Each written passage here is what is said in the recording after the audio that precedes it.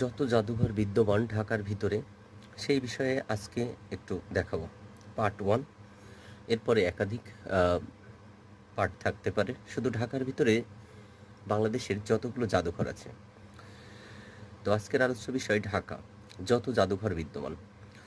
তো ঢাকার আগারগাঁয়ে যে কয়টি জাদুঘর আছে, মাত্র 3টি জাদুঘর আছে। জাতীয় বিজ্ঞান ও প্রযুক্তি জাদুঘর, যাকে ইংরেজিতে NMST বলে, বাংলাদেশ বিমান বাহিনী জাদুঘর এবং মুক্তিযুদ্ধ জাদুঘর। এটা খুবই গুরুত্বপূর্ণ, ঢাকার আগারগাঁয়ে অবস্থিত মুক্তিযুদ্ধ জাদুঘর।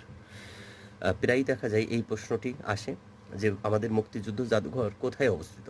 ঢাকার আগারগাঁও। এরপরে আছে ঢাকার রমনায় কতগুলো জাদুঘর রয়েছে।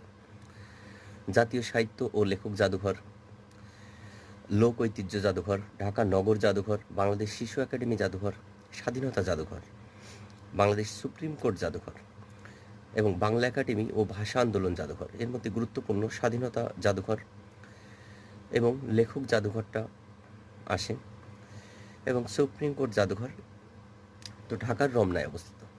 এরপর আসছে ঢাকা ধানমন্ডিতে কী কী জাদুঘর আছে।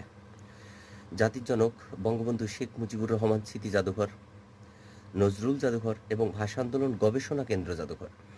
তো বাংলা একাডেমি ভাষা আন্দোলন জাদুঘর এবং ভাষা আন্দোলন গবেষণা কেন্দ্র জাদুঘর, এই দুইটার মধ্যে ব্যাপক ফারাক দেখা দেয় বা কনফিউশন সৃষ্টি হয়।